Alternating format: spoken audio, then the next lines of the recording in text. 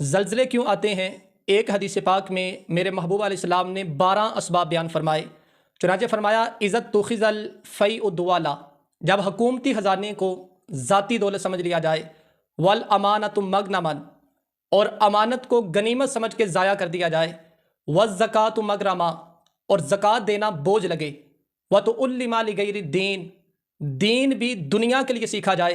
وَأَطَاعَ الرَّجُلُ امرأتہ وَأَکَّ أُمَّهُ، مرد اپنی بیوی کی اطاعت کرے اور اپنی ماں کی نافرمانی کرے، وَأَدْنَى صَدِيقَهُ وَأَقْصَى أَبَاهُ، کہ جب دوست قریب ہو جائیں اور باپ دور ہو جائے، وَظَهَرَتِ الْفَسَادُ فِي الْمَسَاجِدِ، اور مساجد کے اندر آوازوں کو بلند کیا جائے، مساجد کے اندر فساد برپا کیا جائے، وَصَادَ الْقَبِيلَةَ فَاسِقُهُمْ وَكَانَ زَعِيمُ الْقَوْمِ أَرْذَلُهُمْ،